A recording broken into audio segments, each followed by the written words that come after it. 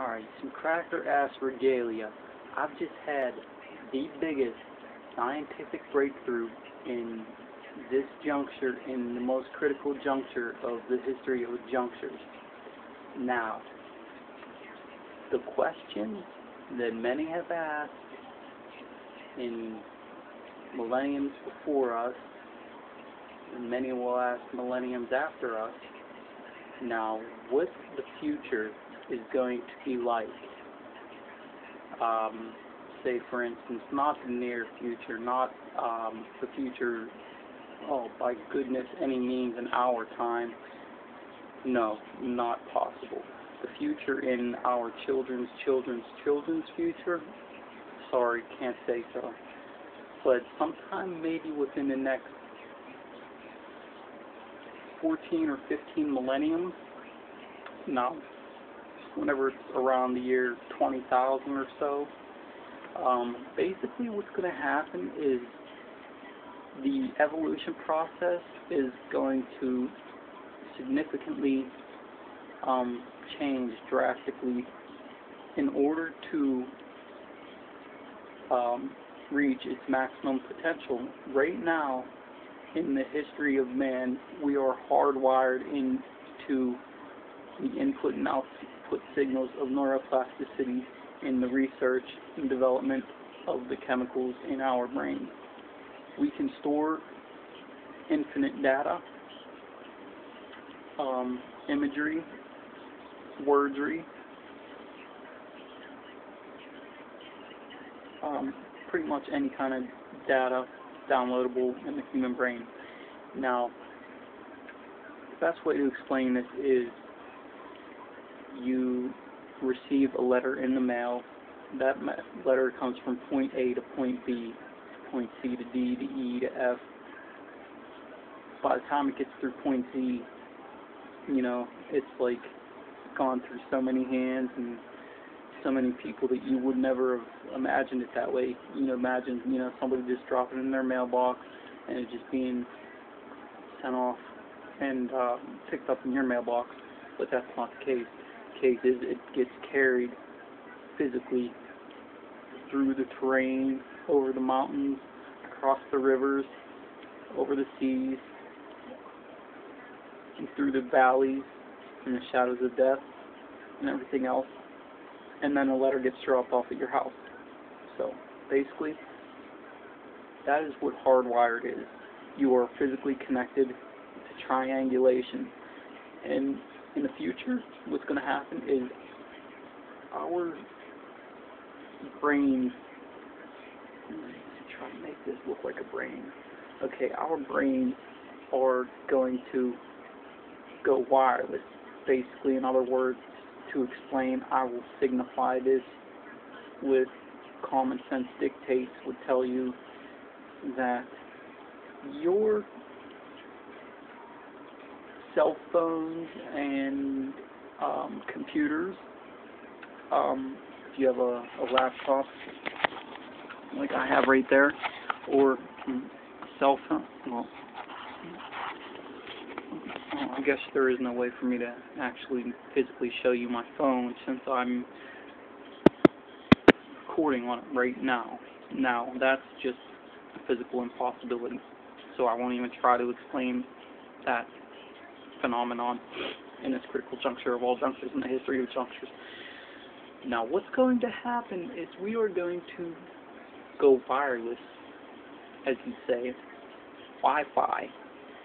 Our brains are going to be able to connect to other brains that we have tapped into, or have a source login code, or a WEP key, or an HDMI number, or a SSRI, or an ADHD number. You know, like your SSNN key. We're going to be able to tap into different servers, and we could produce telepathic communication. You know, like how we can send text messages over the web. You know, a text message. It doesn't have to be physically carried or delivered anywhere. You just type it in, and you could send the text message to numerous different people. Now that's going to be what the future will be like. We can communicate with several different people from our shell, and we can tap into these.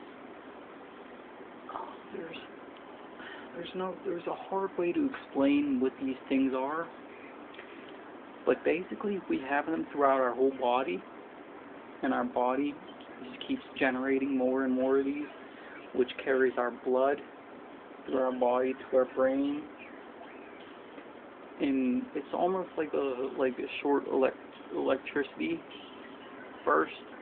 burst. What this does is it gives the brain the ability to continuously go and run while obtaining more data, hence like a lint roller. Basically what we can do now is absorb as much data as we can absorb before we forget some, but in the near future it's going to be like our brains are toned up, 8.7 gigawatts more than they are now. And basically with that being said, we will be able to, like how static electricity attracts things, it will just basically be like we are continuously rolling through our course of time. Somebody lives, on average, in that time, the average lifespan will be around 120 to 150 years. Right now, it's only about basically anywhere from 50 to 80 years of age. Anybody in that time period is very highly likely to obtain Alzheimer's, dementia, or pretty much anything other, short-term memory loss, long-term memory loss, basically all kinds of other things, that come with age and our bodies and minds, and inertia just becoming spent. Our minds get spent very easily, very quickly. A lot of us who have had to process a lot of data, a lot of information throughout our lives, whether it be traumatic experiences, things that just physically, mentally, and emotionally drained us. In the future, they're going to have a higher process rate at like an algorithmic pattern of storing things in their brain to like capable patterns. So that's pretty much the only way I can explain that. Basically throughout the course of our lifetime, I live about 67 years, 249 days, 14 hours, 7 seconds. That's the the current lifespan of my life. And now, granted, I don't remember a lot of it. Well, mainly that's because most of the Xanax use has affected my short-term memory loss, so I really can't remember a lot of aspects of my life per se. And baby years, it's hard to remember, like your birth and your first words and your first steps, things like that. Now in the future, we're not going to remember those things. Speaking about like the year 20,000, they're not going to remember those things as they're happening, but they will have like a rewind button to where they can go back and pull up that sub-screen in their brain and replay that vision as it played out when they were actually there.